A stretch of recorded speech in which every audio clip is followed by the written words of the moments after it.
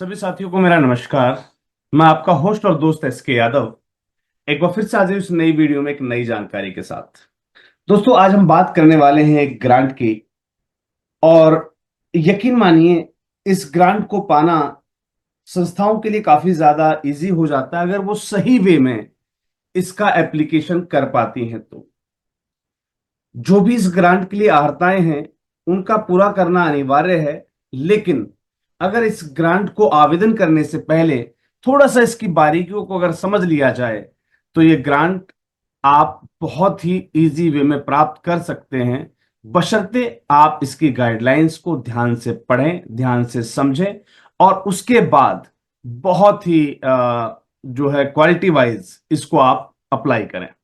चलिए, मैं आज की ग्रांट इंफॉर्मेशन के लिए आपको अपनी इस वीडियो स्क्रीन पर लेकर चलूं। उससे पहले मैं आप लोगों से निवेदन करना चाहूंगा कि इस प्रकार की सभी ग्रांट इंफॉर्मेशंस के लिए चैनल को सब्सक्राइब करना मत भूलिएगा और राष्ट्रीय एनजीओ महासंघ को ज्वाइन कर लीजिए, जिससे कि ये सारी जानकारियां और साथ में ग्रांट एप्लीकेशन में हेल्प भी आपको समय समय पर प्रोवाइड होती रहे। तो चलिए, मैं लेकर चलता हूं आपको मेरी स्क्रीन पर, जहां पर हम आज बात करने वाले हैं एनबीटी ग्रांट यानी कि नेशनल बुक ट्रस्ट की ग्रांट, जिसकी रिवाइज गाइडलाइन आपके समक्ष है। स्कीम का नाम क्या है, सबसे पहले हम गाइडलाइन को ध्यान से समझ लेते हैं, जिससे कि हमें आवेदन करते समय किसी भी प्रकार की असुविधा महसूस ना हो और हम जो भी ग्रांट एप्लीकेशन करें उसमें हमें मैक्सिमम जो है डाउट्स क्लियर हों। हमारे एप्लीकेशन को करते समय हमें तमाम बारीकियों के बारे में जो है नॉलेज हो और साथ ही साथ हमारे जो प्रपोजल एक्सेप्टेंस के जो चांसेस हैं वो मैक्सिमम टू मैक्सिमम इंक्रीज हो सके। तो scheme of the assistance to volunteer organizations को सहायता पहुंचाने के लिए स्कीम है NGO for organising seminar.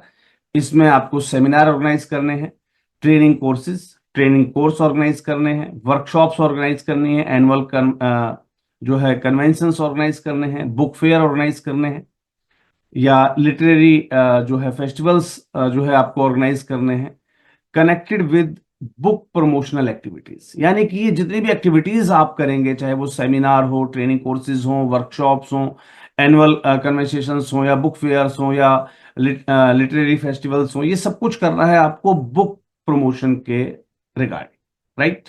Books को प्रमोट करने के लिए। अब स्कोप क्या है? Under this scheme financial assistance may be given to the organisation for any one of the any one or more of the following purpose. इन particular purpose के लिए, किसी भी एक पर्पस के लिए या एक से अधिक पर्पस के लिए आपको जो है फाइनेंशियल असिस्टेंस जो है इस पर्टिकुलर स्कीम के अंदर आपको प्रोवाइड की जाएगी। क्या क्या है हमारे पास, जो है स्कोप्स क्या है, क्या क्या पर्पस रहेंगे हमारे? To organize seminar for authors, हम ऑथर्स के लिए सेमिनार ऑर्गेनाइज करें। पब्लिशर्स के लिए जो है सेमिनार ऑर्गेनाइज करें। बुक सेलर्स के लिए हम जो है सेमिनार ऑर्गेनाइज करें on subject which have direct bearing on book promotion in India, जो कि इंडिया में बुक प्रमोशन के अंतर्गत हो। टू ऑर्गेनाइज बुक फेयर या लिटरेरी फेस्टिवल, हम बुक फेयर ऑर्गेनाइज करें या लिटरेरी फेस्टिवल ऑर्गेनाइज करें। किसी भी एक काम को आप यहाँ पर ऑप्ट कर सकते हैं। यहाँ पर ऑब्वियसली आपको जो है बताया गया है कि आप एक या एक से अधिक पर्पस के लिए आप इस ग्रांट स्कीम के अंतर्गत जो है अप्लाई कर सकते हैं। ऐसा नहीं है कि आपको जो है वेबिनार भी करना है, सेमिनार भी करना है, बुक फेयर भी लगाना है। आप चाहें तो कोई भी पर्टिकुलर एक टॉपिक या एक पर्टिकुलर जो है एक से अधिक टॉपिक्स के साथ भी आप आगे बढ़ सकते हैं। टू ऑर्गेनाइज ट्रेनिंग कोर्सेज, आप ट्रेनिंग कोर्सेज जो है ऑर्गेनाइज कर सकते हैं on subject direct relating to the publishing and book promotion. Book publishing और बुक प्रमोशन से रिलेवेंट आप जो है कोई भी ट्रेनिंग कोर्स आप जो है ऑर्गेनाइज कर सकते हैं। आप कोई भी एनुअल कन्वेंशन या कॉन्फ्रेंस ऑफ राइटर आप ऑर्गेनाइज कर सकते हैं। पब्लिशर्स की कॉन्फ्रेंस आप जो है ऑर्गेनाइज कर सकते हैं। आप प्रिंटर्स की जो है कॉन्फ्रेंस ऑर्गेनाइज कर सकते हैं। आप बुक सेलर्स की जो है कॉन्फ्रेंस अपने यहाँ पर ऑर्गेनाइज कर सकते हैं। To conduct research survey connected with book industry, आप बुक इंडस्ट्री से कनेक्टेड जो है रिसर्च और सर्वे की भी आप कोई भी एक्टिविटी जो है आप ऑर्गेनाइज कर सकते हैं। Any other activity which may be found conductive in the development of book industry, promotion of books and reading culture. कोई भी ऐसी एक्टिविटी जो रीडिंग कल्चर यानी कि पढ़ने लिखने की कला को या उस गतिविधि को बढ़ावा देती हो, ऐसी किसी भी गतिविधि को आप जो है ऑर्गेनाइज कर सकते हैं। आप बुक इंडस्ट्री के डेवलपमेंट से संबंधित कोई भी एक्टिविटीज पर आप अपना कोई भी वर्क ऑर्गेनाइज कर सकते हैं, या आप बुक्स की प्रमोशन के लिए जो है किसी प्रकार की जो है एक्टिविटी आप ऑर्गेनाइज कर सकते हैं, जिसके लिए आपको ग्रांट प्रोवाइड की जाएगी। यहां पर इस ग्रांट में मैं आगे के कॉलम्स में बढ़ूं उससे पहले मैं आपको बताना चाहूंगा कि इस काम को करने के लिए एक बेहतरीन गाइडलाइन या कैसे आप जो है राइटर से, पब्लिशर से, प्रिंटर से या बुक सेलर से आप कैसे कम्युनिकेट कर सकते हैं, मैं इसके भी कुछ आइडियाज और कुछ टिप्स आपको इस ड्यूरिंग द वीडियो आपको जरूर दूंगा। तो मेरा आपसे अनुरोध है कि वीडियो को पूरा ध्यान से जरूर सुनिएगा, जिससे कि इस काम को करने में थोड़ी सी आपको और आसानी महसूस हो, जो मैं टिप्स और ट्रिक्स आपके साथ शेयर करूंगा। चलिए उससे पहले एक बार गाइडलाइंस को थोड़ा और ध्यान से जो है एक्सप्लोर कर लेते हैं। अब एलिजिबिलिटी की बात करते हैं कि कौन कौन सी संस्थाएं इस ग्रांट के लिए अप्लाई करने में एलिजिबल हो सकती हैं। एनजीओ, वॉलेंट्री ऑर्गेनाइजेशन, कोई भी एक हो, या जैसे कि इसमें दिया हुआ एक सोसाइटी जो सोसाइटी रजिस्ट्रेशन एक्ट के अंतर्गत रजिस्टर्ड हो, एक पब्लिक ट्रस्ट बनी हुई जो किसी भी लॉ के अंतर्गत जो उस समय के टाइम फोर्स में रहा हो उसके अंतर्गत रजिस्टर्ड हो, एक charitable company licence under section 8, यानी कि कोई भी सोसाइटी, कोई भी ट्रस्ट या कोई भी सेक्शन 8 कंपनी इस ग्रांट के लिए अपना आवेदन प्रस्तुत कर सकती है। और इसके अलावा आपका कोई एजुकेशन इंस्टीट्यूशन है या कोई यूनिवर्सिटी है, आप भी इस ग्रांट के लिए आवेदन अपना प्रस्तुत कर सकते हैं। वैलिड ऑर्गेनाइजेशन के पास एनजीओ दर्पण की यूनिक आईडी होना जो है कंपलसरी है। और अगर आप एक यूनिवर्सिटी हैं तो आपके पास यूजीसी सर्टिफिकेशन होना अनिवार्य है, राइट। तो यहां पर यूजीसी जो सर्टिफिकेशन है वो इंस्टीट्यूशंस या यूनिवर्सिटीज के लिए, और एनजीओ दर्पण जो है वो संस्थाओं के लिए, चाहे वो ट्रस्ट हो, सोसाइटी हो या सेक्शन 8 हो। Organizations engaged in writing, publishing, book selling, and other activities related to the book promotional activities, educational activities, human resource development, etc. ऐसी कोई भी संस्थान जो राइटिंग, पब्लिशिंग, बुक सेलिंग या ऐसी किसी अदर एक्टिविटीज जिसमें बुक प्रमोशन की जा रही हो, या बुक प्रमोशन से संबंधित एक्टिविटीज की जा रही हो, या एजुकेशन अवेयरनेस एक्टिविटीज की जा रही हो, या ह्यूमन रिसोर्स डेवलपमेंट एक्टिविटीज की जा रही हो, वो सभी संस्थाएं इस ग्रांट के लिए एलिजिबल है। The organization is in existence for last 3 consecutive years. पिछले 3 consecutive years से संस्था एग्जिस्ट कर रही हो, यानी कि संस्था न्यूनतम 3 साल पुरानी होनी चाहिए आपकी। सेंट्रल या state government recognized literary bodies, जितनी भी राज्य सरकार या केंद्र सरकार द्वारा जो मनोनीत लिटरेरी बॉडीज होती हैं, गवर्नमेंट सपोर्टेड एकेडमीज होती हैं या एजुकेशनल इंस्टीट्यूशंस होते हैं, वो भी इसके लिए अपना आवेदन प्रस्तुत कर सकते हैं। तो हमें इस ग्रांट को जब हम आवेदन करें उससे पहले अपनी एलिजिबिलिटी क्राइटेरिया को मैच कर लें। उससे पहले हम देख लें कि हमें किन किन पर्पस पर, किन किन एक्टिविटीज के लिए ग्रांट हमें मिल सकती है। और यकीन मानिए इन ग्रांट्स को, इस ग्रांट को रिसीव करने के लिए, इस ग्रांट की एक्टिविटीज को परफॉर्म करने के लिए ऐसी शानदार टिप्स और ट्रिक्स मैं आपको प्रोवाइड करूंगा during the journey of this video कि आपको ये काम और भी ज्यादा आसान लगने लगेगा। लेकिन उससे पहले एक बार इस गाइडलाइन को थोड़ा सा और विस्तार से हम समझ लेते हैं कि अब इसकी टर्म्स, कंडीशंस और क्लैरिफिकेशंस क्या क्या दिए गए। जो भी एप्लीकेशन की जाएंगी वो ऑनलाइन मोड में की जाएंगी। एप्लीकेशन में apply on the NBT website, NBT की वेबसाइट पर आप इसको आवेदन करेंगे विद सेल्फ अटेस्टेड कॉपीज। जितनी भी कॉपीज आप अपने डॉक्यूमेंटेशन से संबंधित आप अटैच करेंगे वो सभी की सभी सेल्फ अटेस्टेड होनी चाहिए of the requisite document. After successful submission of the application, जब आप एप्लीकेशन को सक्सेसफुली सबमिट कर लेते हैं तो application should be print the form. आपको एप्लीकेंट को जो है अपने एप्लीकेशन फॉर्म का जो है प्रिंट आउट निकालना है and send the physical copy of the same along with the self-attested copies of the documentations uploaded while filing the online form on the to the director National Book Trust। यानी कि आपको इस particular application को सबसे पहले online आवेदन करना है, उसके साथ जो भी आप अटैचमेंट्स लगाएंगे वो सभी के सभी सेल्फ अटेस्टेड डॉक्यूमेंटेशन होने चाहिए आपके। आपकी एप्लीकेशन एक बार कंप्लीटली सबमिट हो गई ऑनलाइन मोड में, फिर आप उसका प्रिंट आउट निकालेंगे और जो भी डॉक्यूमेंटेशन आपने इस एप्लीकेशन के दौरान ऑनलाइन सबमिट किए थे उन सभी की एक सेल्फ अटेस्टेड कॉपीज आपको जो है थ्रू डाक भी आपको जो है भेजनी होगी दिए गए एड्रेस, राइट।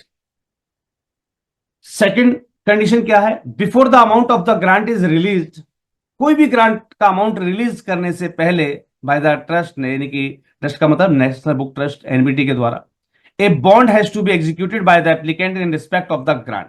इस ग्रांट से संबंध में, इस ग्रांट से संबंधित एक एनेक्चर 3 आपको जो है साइन करके इनको देना होगा। जब भी जैसे आपके इस ग्रांट के लिए अगर अप्रूवल मिल जाता है तो फिर ये आपको एक एनेक्चर 3 भेजेंगे, उसका आपको बॉन्ड इनके साथ साइन करना होगा, उसके बाद ही कोई अमाउंट आपको रिलीज किया जाता है। चलिए, the organization receiving the grant shall also provide an undertaking about all the other resources of the sources of the grant received from any other authority of the central or state government at any point of time। आपको during the journey of this grant, आप इस programme को जब conduct कर रहे हो तो आपको अगर स्टेट गवर्नमेंट से या किसी अदर फंडिंग एजेंसी से अगर इस पर्टिकुलर वर्क के लिए अगर कोई ग्रांट मिली है तो आप उसके लिए भी अपना एक अंडरटेकिंग प्रस्तुत करेंगे कि आपके पास और अदर सोर्स क्या रहा है इस पर्टिकुलर वर्किंग में ग्रांट का, राइट। फोर्थ पॉइंट की बात करते हैं, the organisation shall provide an undertaking notarised by public notary public that the grant shall be utilised only for the purpose of it is sanction. आपको एक undertaking भी देना होगा जो कि नोटरी पब्लिक से अटेस्ट किया हो कि जो भी ग्रांट इस पर्टिकुलर पर्पस के लिए हमें जो रिलीज की जाएगी हम उसको इसी में खर्च करेंगे, यानी कि जो भी पर्पसेस आपने अपने मेंशन किए हो स्कोप ऑफ द वर्क, आप पर्टिकुलर उसी स्कोप ऑफ द वर्क में इस ग्रांट को यूटिलाइज करेंगे। ऐसा आपको एक अंडरटेकिंग सर्टिफिकेट देना होगा, एक नोटराइज जो है अंडरटेकिंग देना होगा। अगर आप ऐसा करने में फेलियर हो जाते हैं, failure to do will render the organization liable to refund the trust grant in full. अगर आप ऐसा करने में फेल हो जाते तो आपको पूरी की पूरी ग्रांट विद पिनल एक्स जो इंटरेस्ट है उसके साथ आपको जो है वापस करनी पड़ेगी। तो जो भी आप अपना प्रपोजल जब आप रेडी करते हैं कि आप पर्टिकुलर क्या क्या एक्टिविटीज करेंगे, जो भी आपकी प्रपोज एक्टिविटीज हैं, कोशिश कीजिएगा उनसे भिन्न या उससे हटकर आप कोई भी अलग काम ना करें। आपकी जो भी प्रपोज्ड एक्टिविटीज है उसके आधार पर ही आप अपनी कोई भी एक्टिविटीज को जो है परफॉर्म करें, अगर किसी भी केस में आपको एक ग्रांट जो है सैंक्शन होती है तो। An amount equivalent to at least 25% of the actual expenditure shall be contributed by the organization from its own sources। इस पर्टिकुलर ग्रांट के अंदर जो भी आप अपना प्रपोजल सबमिट कर रहे हैं लगभग उसका 25% राशि आपको अपनी तरफ से अपने रिसोर्सेस पर जो है इसमें खर्च करनी होगी इस पर्टिकुलर ग्रांट में। Fehling which proportional amount will be refunded to the trust as soon as this acknowledge is received by trust। जब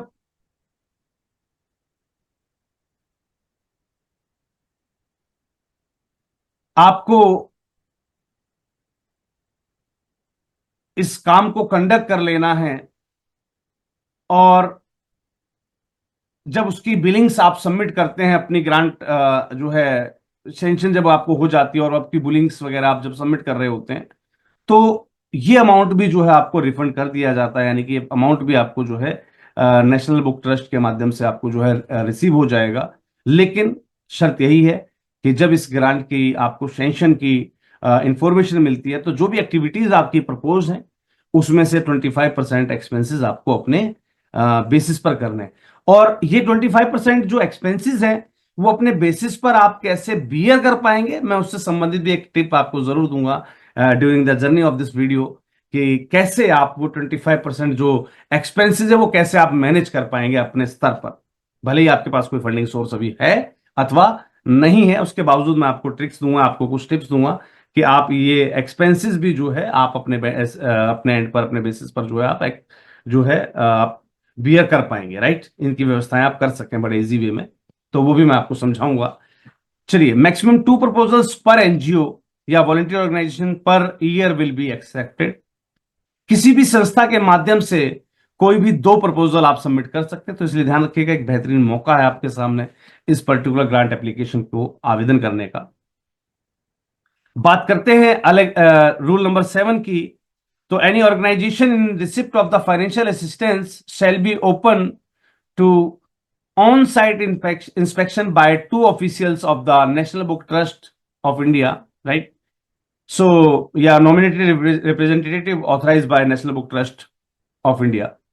तो जब भी इन receipt of the financial assistance, किसी भी फाइनेंशियल असिस्टेंस को पाने के लिए आपको एक ऑन साइट इंस्पेक्शन से भी गुजरना होगा। यानी कि आप जो भी वर्क कर रहे हैं, आप सेमिनार कर रहे हैं, वेबिनार कर रहे हैं, वर्कशॉप कर रहे हैं, आप कोई भी जो है बुक फेयर लगा रहे हैं, तो आपको नेशनल बुक ट्रस्ट को इन्फॉर्म करना होगा इन एडवांस। तो वहां से कोई भी 2 ऑफिशियल्स जो है आपको विजिट करेंगे, एक्सपेक्ट करेंगे आपके वर्किंग को, और उसके आधार पर ही आपकी जो है फाइनेंशियल असिस्टेंस को जो है एक्सेप्ट किया जाएगा। रूल नंबर 8 कहता है कि the organisation is required to send 3 invitation card to the National Book Trust. अगर आपको इस ग्रांट की सैंक्शन मिल जाती है तो आप जो भी प्रोग्राम कंडक्ट करेंगे उनके लिए आपको 3 इनविटेशंस भेजने हैं नेशनल बुक ट्रस्ट को, ठीक है, जिससे कि आपकी एक्टिविटीज को जो है मॉनिटर किया जा सके। द स्कीम में preferably cater to the activities in the tribal and backward areas. कोशिश कीजिएगा ये जितनी भी एक्टिविटीज आप कंडक्ट करते हैं ये ट्राइबल और बैकवर्ड एरियाज में आपको कंडक्ट करनी है। और विशेष रूप से अगर आप नॉर्थ ईस्ट जो है नॉर्थ ईस्टर्न स्टेट्स में अगर आप कंडक्ट करते हैं तो ये और भी ज्यादा प्रेफरेबल होगा। Preference will be given to the voluntary organizations. उन सभी वॉलंटरी ऑर्गेनाइजेशंस या एनजीओस को जो है प्रेफरेंस दी जाएगी जो इस काम को गवर्नमेंट स्कूल्स, एजुकेशन इंस्टीट्यूशंस यानी कि प्राइवेट स्कूल्स या कॉलेजेस वगैरह जो भी हैं उनके साथ जो है कोलैबोरेशन में आप इन एक्टिविटीज को जो है आप परफॉर्म कर रहे हैं। They shall submit consent of the respective government school या education institution in with their application. आपको इस एप्लीकेशन के साथ ही उनके जो है कंसेंट भी जो है सबमिट करने हैं। अब जब हम आवेदन करने जा रहे हैं तो उससे संबंधित कंसेंट हम कैसे सबमिट करेंगे, ये सारी जानकारी भी मैं आपको इस वीडियो की जर्नी के दौरान बताऊंगा। ये सारी टिप्स और ट्रिक्स मैं आपको बताऊंगा कि कैसे आपको इन सब चीजों को कंडक्ट कर लेना है। This submit the proposals receive to the organization organize book promotion activities in border district of India में भी प्रेफर्ड। अगर आप इंडिया के बॉर्डर डिस्ट्रिक्ट्स में इन एक्टिविटीज को परफॉर्म कर रहे हैं तो वो और प्रेफरेंस भी आपको मिलती है। Preference will also be given to the colleges, universities and institutions who aims to conduct survey of the in the topic related to books से रिलेवेंट किसी भी टॉपिक में एक सर्वे कंडक्ट करने के लिए जो भी संस्थाएं, जो भी शैक्षणिक संस्थाएं, कॉलेजेस या यूनिवर्सिटीज, इंस्टीट्यूशंस जो है इच्छुक हैं वो भी उनको भी जो है इस ग्रांट के लिए जो है प्रेफरेंस दी जाएगी। रूल नंबर 10 कहता है separate account of the for the grant shall be maintained and any information sought by NBT has to be furnished within stipulated time by receipt organization। आपको जब ये ग्रांट अलॉट होती है तो इसके लिए आपको एक सेपरेट अकाउंट मेंटेन करना होगा और सारे खर्चे आपको उसी से मेंटेन करने होंगे। और जो भी संबंधित इंफॉर्मेशन एनबीटी के द्वारा अगर मांगी जाती है तो आपको वो फर्निश करनी होगी, राइट। रूल नंबर 11 कहते हैं कि एक यूटिलाइजेशन सर्टिफिकेट यानी कि एक यूसी जो है आपको ग्रांट का जो है आपको अलॉट करवाना है। आपका जो सीए है उसको वो जारी करेगा, certifying that the grant amount has been utilized for the purpose proposed by the applicant. Applicant ने जिस पर्पस के लिए इस ग्रांट का आवेदन किया था उसी पर्पस के लिए, उसी पर्पस में इस ग्रांट का यूटिलाइजेशन किया गया है। Duly supported by the statement of audit account. Audit account की स्टेटमेंट जो भी हैं उनके साथ इसके सपोर्ट में लगाते हुए आपका सीए जो है एक यूसी सर्टिफिकेशन जो है जारी करेगा जो कि should be furnished with in 1 year of the sanction of the grant. जो कि आपको ग्रांट सेंक्शन होने के 1 साल के अंदर आपको जो है सबमिट करना है, और 90 days from the date of completion of the event whichever is earlier.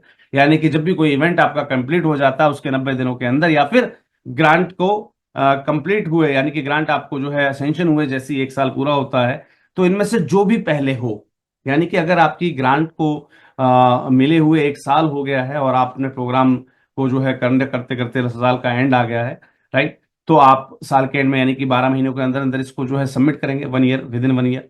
और मान लीजिए अगर आप ग्रांट सेंक्शन हो गई और आप प्रोग्राम कंडक्ट कर चुके हैं तो 5 या 7 महीने में आप प्रोग्राम कंडक्ट कर चुके हैं तो उसके 90 डेज के अंदर ही आपको एक यूसी सर्टिफिकेशन जो है अपना सबमिट करना होगा। ए टाइप्ड या printed copy of report of the activity या इवेंट विद इवेल्युएशन रिपोर्ट। आपको एक टाइप की हुई या प्रिंट की हुई जो है एक एक्टिविटी रिपोर्ट जो है आपको सबमिट करनी है, या इवेंट रिपोर्ट सबमिट करनी है विद इवेल्यूशन कॉपी। आपको एक इवेल्यूशन भी निकालना है कि हमारा ये जो प्रोग्राम है वो कैसा सेटिस्फाइंग रहा या नहीं रहा, right. Along with the photos specifying the impact of the event. आपको वो फोटोज देनी है जो स्पेसिफाई करते हो इम्पैक्ट इस प्रोग्राम के, इस इवेंट के ऑन द पार्टिसिपेंट। पार्टिसिपेंट पर क्या इम्पैक्ट पड़ा, क्या जो है प्रभाव पड़ा है, उसको स्पेसिफाई करते हो ऐसे photos. And beneficiary shall to be send to the trust. और बेनिफिशियरी की लिस्ट के साथ आपको जो है इसे ट्रस्ट को आपको एनबीटी को जो है भेजना होगा within 1 month of the date of the holding the activity. जैसे ही आप किसी भी एक्टिविटी को परफॉर्म कर लेते हैं तो 1 महीने के अंदर आपको ये सब चीजें जो है वहां भेजनी होगी। तो ये ध्यान रखिएगा, ग्रांट आवेदन जब आप कर लेते हैं तो इस गाइडलाइन को अपने पास सेव रखना बहुत भूलिएगा, क्योंकि जब भी आपको एक ग्रांट सेंक्शन हो जाएगी तो इसमें जो भी मानक दिए गए सारे मानक आपको पूरे करने होंगे, राइट। तो यहां पर detail report shall include list of the publishers. इस जो डिटेल रिपोर्ट है आपकी उसके अंदर पब्लिशर्स की लिस्ट, ऑथर्स की लिस्ट, बुक सेलर की लिस्ट, पार्टिसिपेंट्स की लिस्ट, है ना, एक्टिविटीज की लिस्ट, परफॉर्मेंसेस की लिस्ट, नंबर ऑफ स्टॉल्स, कितने स्टॉल्स लगाए गए, मीडिया कवरेज क्या हुआ, चीफ गेस्ट कौन था, थीम क्या रही, वो सारी बेसिक डिटेल आपको इवेंट के बारे में जो है यहाँ पर आपको सबमिट करनी होगी with in 30 days, right, with in 1 month of this completion activity. तो जब भी एक्टिविटी आप कंप्लीट कर लेते हैं तो 1 महीने के अंदर आपको रिपोर्ट जो है नेशनल ट्रस्ट को सबमिट करनी होगी। It is to clarify that the grant under this scheme will not be given and must not be used for meeting previous liabilities or debts। कोई भी आपकी प्रीवियस लाइबिलिटी है या आपके प्रीवियस डेब्ट्स हैं उनको क्लैरिफाई करने के लिए, उनको जो है उनको निपटाने के लिए ग्रांट नहीं दी जाएगी, राइट। तो इस बात का आपको विशेष रूप से ध्यान रखना। The trust reserve the right to reject any application. NBT के पास सारे राइट्स रिजर्व है कि आपकी एप्लीकेशन को वो रिजेक्ट कर सकते हैं विदाउट असाइनिंग एनी रीजन और एट एनी स्टेज। किसी भी स्टेज पर किसी भी बिना कारण को बताए वो आपकी ग्रांट को रिजेक्ट कर सकते हैं, ऐसा अधिकार उनके पास सुरक्षित है। The organization and the book promotional activity must be open to all citizens of India without any restriction and discrimination on the basis of the caste, creed, race, regional, language, region, color and gender। किसी भी भेदभाव के बिना, रंग, जातीय, है ना, क्षेत्रीय, भाषा, है ना, और जो है लैंगिक, किसी भी प्रकार के भेदभाव के बिना ये जो आपकी एक्टिविटीज हैं वो सभी के लिए समान रूप से जो है कंडक्ट की गई हो, इसमें किसी प्रकार का कोई भी बाउंडेशन नहीं होनी चाहिए। Invitation to foreign nationals from outside India will be made only after prior approval of NBT. अगर आप किसी भी फॉरेनर नेशनल को आप इंडिया, आउटसाइड ऑफ इंडिया से आप इनवाइट करते हैं तो उसके लिए पहले आपको एनबीटी से प्री अप्रूवल आपको जरूर लेना होगा। The application shall be considered only upon successfully submitting the online application form and the receipt of the physical documentation by the trust. A part of this, the application will be considered only if all the documentation are found to be in order. The documents must be legible, self-attested, descriptive and indexed। अब ध्यान रखिएगा कि आपकी application को consider किया जाएगा, online application को तभी कंसीडर किया जाए जब आपकी ऑनलाइन एप्लीकेशन जो है कंप्लीट होगी और साथ साथ में आपके जो डॉक्यूमेंटेशन आपने फिजिकली रूप से भेजे हुए हैं वो रिसीव हो जाएंगे। और जब वो रिसीव होंगे तो उसमें वो सारे डॉक्यूमेंटेशन ऑर्डर के अंदर हों, यानी कि क्रमबद्ध तरीके से लगाए गए हों, लेजिबल हों, यानी कि लेजिबल का मतलब आपके जो डॉक्यूमेंटेशन है वो वैलिडेटेड हो। कई बार लोग करते हैं अपने 12 एटीजी का जो सर्टिफिकेशन लगा दिया उसमें जो क्वेश्चन मार्क है या जो हमारा जो डिजिटल सिग्नेचर है वो वैलिडेट ही नहीं करते हैं वो लोग, राइट। तो वो सारी चीजें वैलिडेट करने के बाद सेल्फ अटेस्टेड कॉपीज होनी चाहिए, है ना, डिस्क्रिप्टिव होनी चाहिए, यानी कि जो कॉपीज आपकी हो बिल्कुल साफ सुथरी हो, और साथ में इंडेक्सेड हो, यानी कि इंडेक्स के रूप में आपको बनाकर पहले से कि भाई इस पेज पर ये, इस पेज पर ये, इस पेज पर ये। तो ये एक वेल मैनर्ड वे में आपको जो है डॉक्यूमेंटेशन अगर आपके रिसीव होते हैं तो ही आपकी एप्लीकेशन को जो है एक्सेप्ट किया जाएगा। If the NGO is found to be in violation of the guidelines laid down herein or is found to be in violation of the any law during the time of the engagement with NBT, the NGO या voluntary organisation shall be blacklisted for 1 year and barred from the submitting proposals under the present scheme during the period.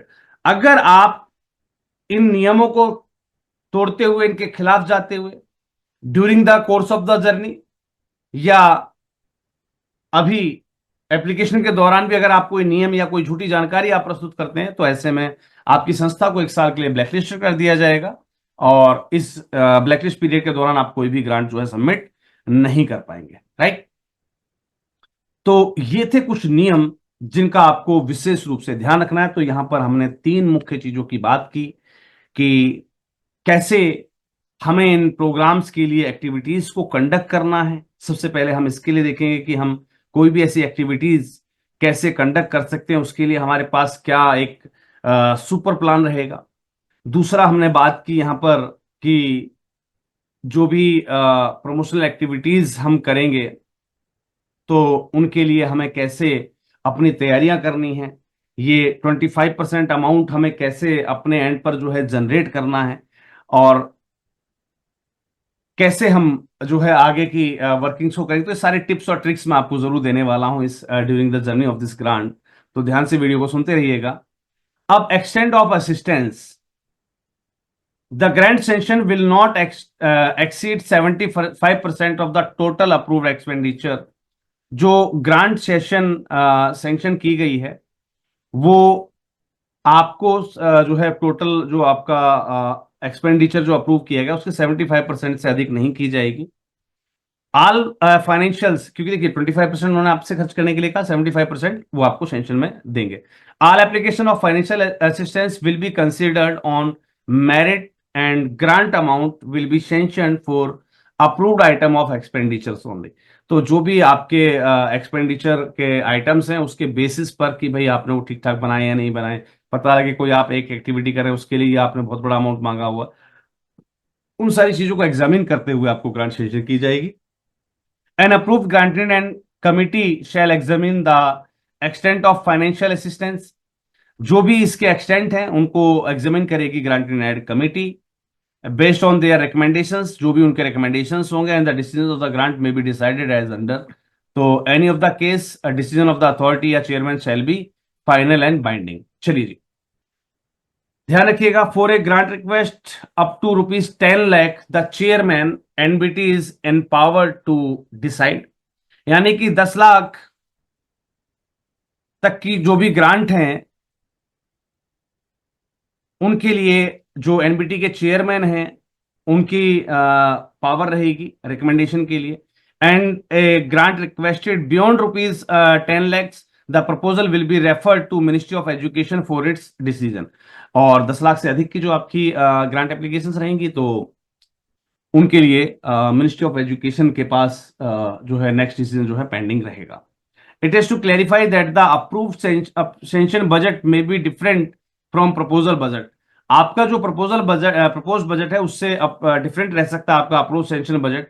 उसके लिए कुछ examples यहां पर set किए गए। कैसे?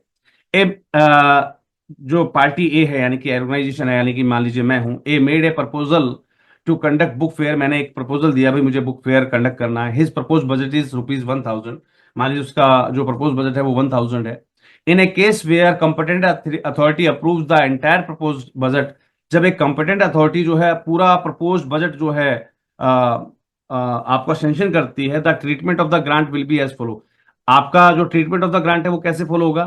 Propose budget था आपका 1000 रुपए का, अप्रूव बजट भी आपका 1000 रुपए का है, संस्था को अमाउंट खर्च करना है ₹250, है ना, यानी कि 25% of that amount.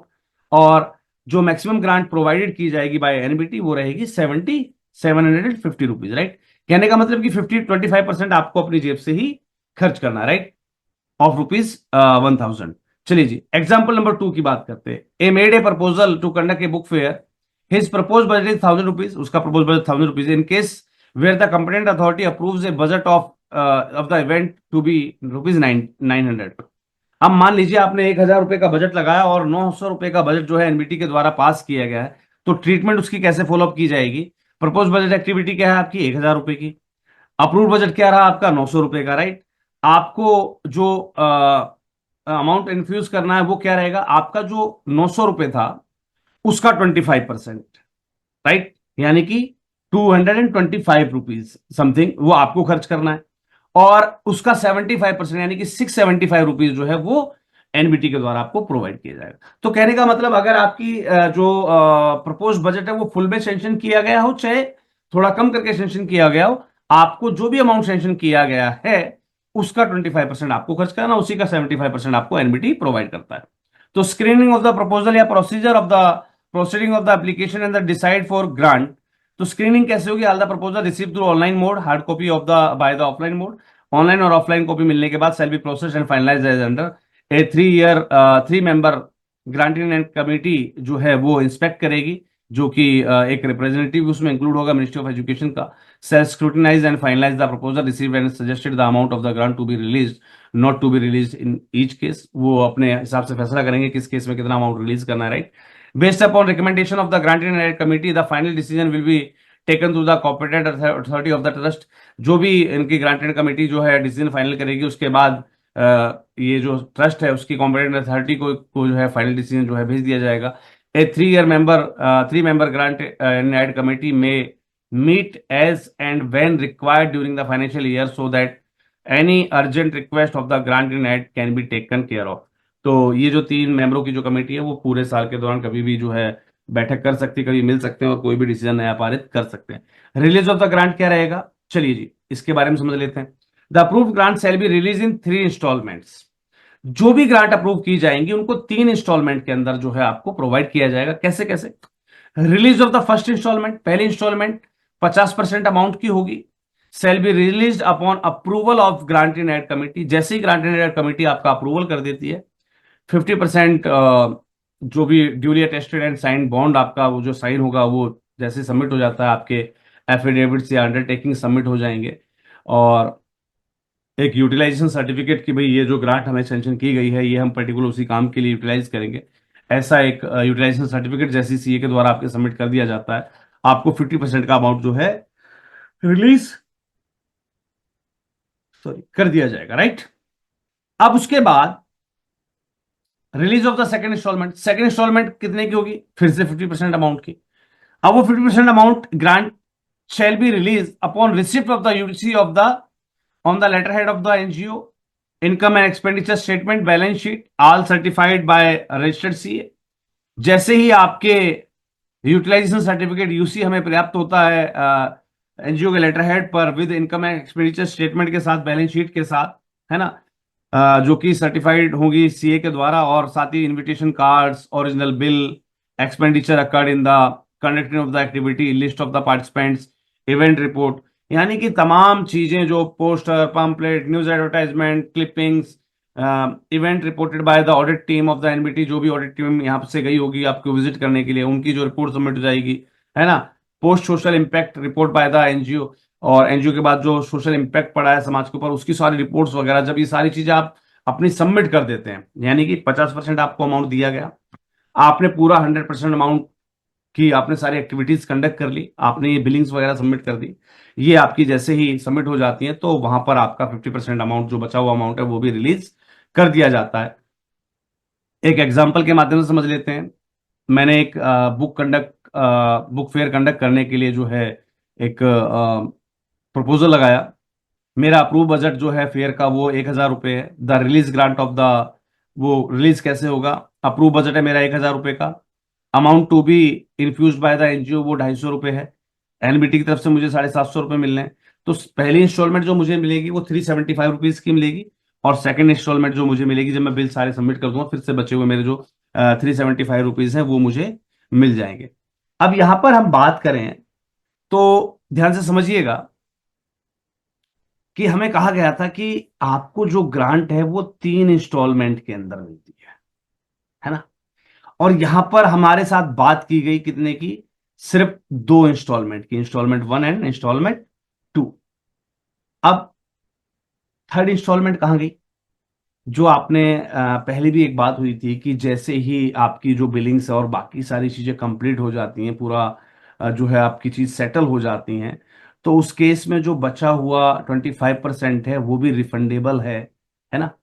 An amount of equivalent और 25% of the actual expenditure shall be contributed by the organisation for from its own sources, failing which proponent amount will be refunded to the trust as soon as this acknowledge is received by the trust. Oh sorry, failing which the proportionate amount will be refunded.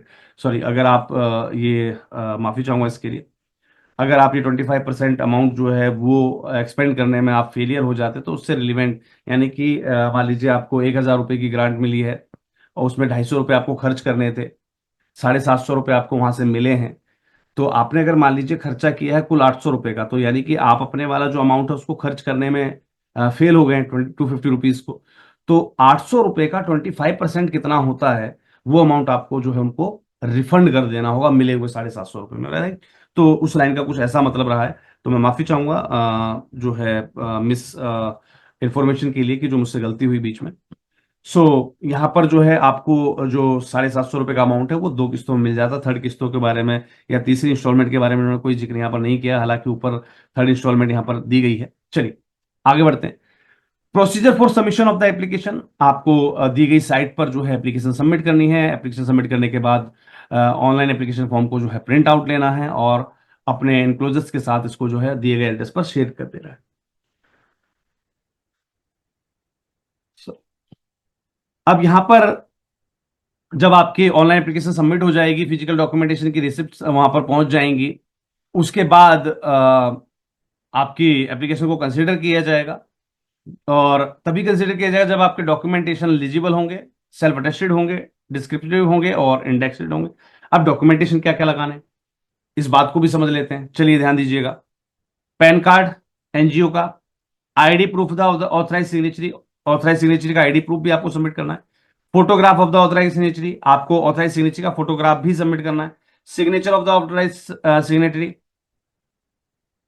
उनके authorise signature के photograph भी आपको और signature भी submit करना है, यानी कि ये ऑनलाइन एप्लीकेशन के दौरान हो सकता है आपके काम आए, राइट। लेटेस्ट इलेक्ट्रिसिटी या telephone bill of the office promise, आपके ऑफिस प्रोमाइस का लेटेस्ट टेलीफोन या electricity bill. Registration certificate of the NGO, आपका बायोलॉज डीड या जो भी एमओए होता है वो आपका संस्थान का चाहिए। A brief description of the objective and activities of the organisation, आपकी संस्था का एक ऑब्जेक्टिव्स और एक्टिविटीज का जो है ब्रीफ डिस्क्रिप्शन चाहिए। Detailed budget with justification of expenditure, आपको एक डिटेल बजट शीट लगानी है जिसके अंदर एक्सपेंडिचर का आपने जस्टिफिकेशन किया हुआ कि एक्सपेंडिचर क्यों जस्टिफाई करते हैं। कैंसिल चेक लगाना है आपको। अगर आप एक यूनिवर्सिटी हैं तो लास्ट 3 ईयर का जो है आपको कंजिक्यूटिव ईयर्स का जो है एक यूजीसी सर्टिफिकेट लगाना है, यानी कि जो आपका एक मान्यता जो का जो प्रमाण पत्र होता है वो आपको सबमिट करना है। ट्रस्ट की डीड सबमिट करनी है अगर आप एक पब्लिक ट्रस्ट हैं तो, राइट। आपको अगर आप सेक्शन 8 कंपनी है तो आपको डिजिटल सिग्नेचर सर्टिफिकेट डीएससी और डीआईएन दोनों ही सबमिट करने होंगे आपको। एक्टिविटी रीजन्स कैटेगरी सर्टिफिकेट, अगर आप SC/ST एरियाज के अंदर एक्टिविटीज कंडक्ट कर रहे हैं तो एक्टिविटी रीजन कैटेगरी सर्टिफिकेट भी आपको देना होगा। आपको प्रपोज प्रेजेंटेशन देनी होगी, यानी कि इसके एक प्रपोजल का जो है उसका एक प्रेजेंटेशन आपको देना होगा। Audited accounts of 3 proceeding financials, आपको पिछले 3 सालों के जो है ऑडिट रिपोर्ट्स ITRs वगैरह ये सबमिट करनी है। एनुअल रिपोर्ट्स आपको सबमिट करनी है, जो भी आपकी एनुअल एक्टिविटीज होती हैं उनकी एनुअल रिपोर्ट्स आपको सबमिट करनी है। इनकम टैक्स रिटर्न, यानी कि 3 साल की मैंने बताया ना, ऑडिट रिपोर्ट, ITR और एनुअल रिपोर्ट, ये तीनों ही सबमिट करनी है। 12A ATG जो भी आपके पास अवेलेबल है दोनों के सर्टिफिकेशन आपको सबमिट करने हैं। एंड अंडरटेकन ऑन एनजीओ या VO letter head that once the estimate of the expenditures are approved as reasonable, the grantee organization shall not modify it without prior approval of the trust.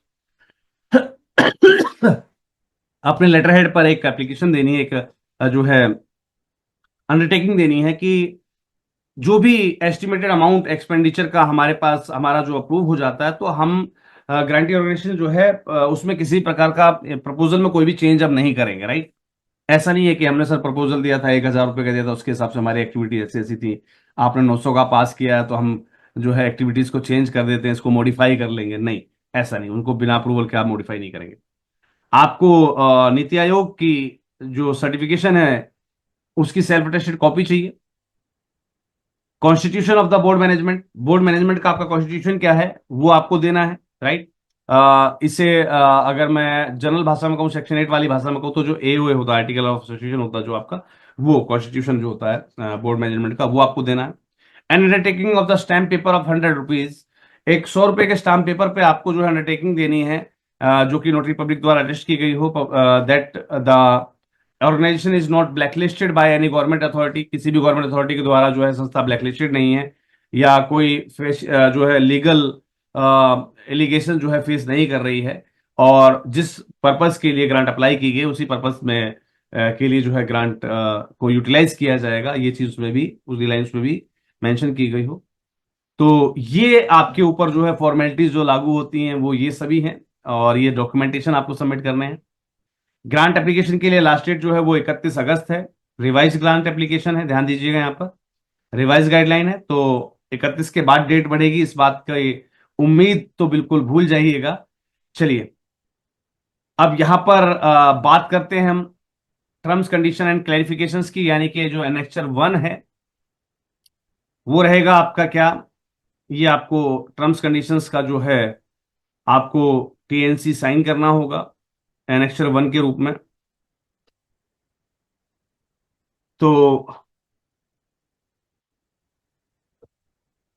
आप इसको terms and conditions को जो है ध्यान से समझ लीजिएगा, एनेक्चर 1 में जो दिए गए हैं, कि आप ऑनलाइन मोड में सबमिट करेंगे, उसके बाद फिजिकल कॉपी सबमिट करेंगे इस एड्रेस पर। कोई भी ग्रांट रिलीज हो उससे पहले आपको एनेक्चर 3 के रूप में एक बॉन्ड साइन करना होगा। Organisation receiving the grant so shall also provide the undertaking about all the resources of the grant, आपको ग्रांट के रिसोर्सेज से संबंधित जो भी अंडरटेकिंग्स हैं वो देनी होगी, कि भाई कहीं और से आप ग्रांट तो नहीं ले रहे हैं।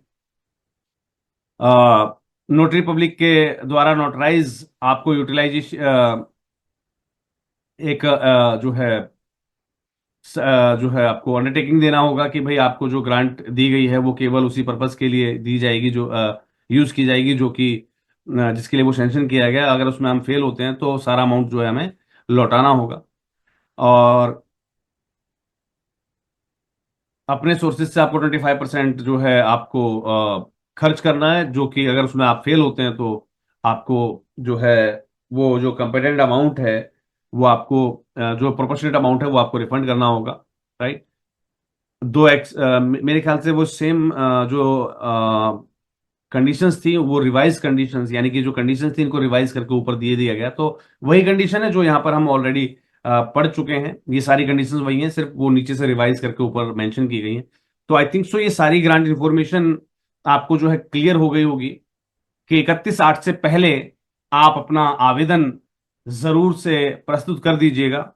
जो भी संस्थाएं, ध्यान दीजिएगा, मैंने आपसे कहा था कि मैं कुछ टिप्स और टिप्स आपके साथ शेयर करूंगा।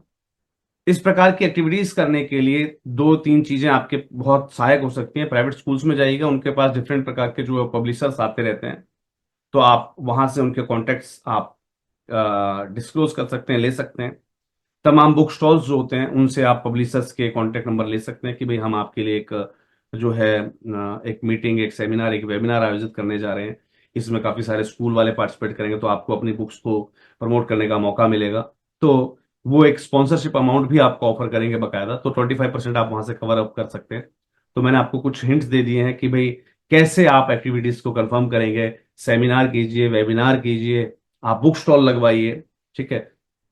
तमाम आप जो है एक्टिविटीज कर सकते हैं। थोड़ा सा आपको स्किल्स को यूज कर लेना है। मैंने आपको तरीके बता दिए, रास्ता बता दिया मैंने आपको। प्राइवेट स्कूल्स इसमें आपकी हेल्प करेंगे, क्योंकि उनके पास तमाम पब्लिशर्स आते रहते हैं, प्रिंटर्स आते रहते हैं, और तमाम जो बुक स्टॉल्स वाले हैं वहां से आपको तमाम पब्लिकेशंस के जो है कॉन्टैक्ट नंबर्स मिल जाएंगे, और इवन देन आप डाटा भी जो है सर्च कर सकते हैं बुक्स और पब्लिशर्स का, तो उनको भी आप डायरेक्टली जो है कम्युनिकेट कर सकते हैं, और इस प्रकार के इवेंट में पार्टिसिपेट करने के लिए आप उनको इनवाइट कर सकते हैं। तो इस प्रकार से आपका इवेंट भी ऑर्गेनाइज हो जाएगा, और लगभग 25% आप जो है उनसे कोलैबोरेशन अमाउंट भी स्पॉन्सरशिप के रूप में आप कलेक्ट कर पाएंगे। तो इस प्रकार से आपको अपनी एक्टिविटी कंडक्ट कर लेनी है। और जो संस्थाएं राष्ट्रीय एनजीओ महासंघ के माध्यम से या राष्ट्रीय एनजीओ महासंघ की ऑथराइज कंसल्टेंसी के माध्यम से ये ग्रांट एप्लीकेशन अपना जो है अप्लाई करवाना चाहती हैं, उन संस्थाओं से मेरा आग्रह है कि आपकी एप्लीकेशन के लिए जो भी आप कमेंसमेंट करते हैं किसी भी कंसल्टिंग, हमारे ऑथराइज कंसल्टिंग एजेंसी के माध्यम से, या राष्ट्रीय एनजीओ महासंघ की जो ग्रांट एप्लीकेशन जो टीम है, उनसे अगर आप ये प्रोजेक्ट अपना अप्लाई करवाना चाहते हैं तो एटलीस्ट 7 दिन पहले ही अपनी एप्लीकेशन के लिए जो है अपनी सूचना आप दे दीजिएगा, यानी कि अपना जो भी फॉर्मेलिटीज हैं वो 7 दिन पहले से आप स्टार्ट कर दीजिएगा, क्योंकि लास्ट मोमेंट या 4 या 5 दिनों के अंतराल पे ग्रांट अप्लाई नहीं होगी। तो जिन भी संस्थाओं को कंसल्टेंसी सर्विसेज के माध्यम से ये ग्रांट अप्लाई करवानी है, राष्ट्रीय एनजीओ महासंघ की ऑथराइज कंसल्टेंसी से ग्रांट अप्लाई करवानी है, तो एटलीस्ट 7 डेज बिफोर, यानी कि 7 दिन पहले ही आप अपना ऑर्डर कर दीजिएगा, जिससे कि समय रहते आपका प्रपोजल और बाकी की चीजों को जो है वो समय रहते टाइप किया जा सके, उनको ड्राफ्ट किया जा सके और उसके साथ एक बेहतरीन एप्लीकेशन आपकी जो है सबमिट करवाई जा सके। तो इन सेवाओं के लिए आप राष्ट्रीय एनजीओ महासंघ के हेल्पलाइन नंबर 9991997003 पर कांटेक्ट कर सकते हैं। और राष्ट्रीय एनजीओ महासंघ को ज्वाइन करना मत भूलिएगा। इस प्रकार की वीडियोस के लिए चैनल को सब्सक्राइब करना मत भूलिएगा और एक लाइक जरूर कर दीजिएगा। मैं कोशिश करूंगा कि जल्द से जल्द इसकी जो लाइव ग्रांट एप्लीकेशन है वो भी आपके समक्ष वीडियो के रूप में प्रस्तुत कर दी जाए। और कोशिश नहीं करनी है, कल रात्रि 8 बजे आपको इसकी लाइव ग्रांट एप्लीकेशन भी हमारे चैनल पर मिल जाएगी। तो कल रात्रि 8 बजे वीडियो को देखना मत भूलिएगा, जहां पर हम इसी ग्रांट को लाइव अप्लाई करते हुए आपको दिखाएंगे। Thank you, thanks a lot to all of you, have a great day and great love.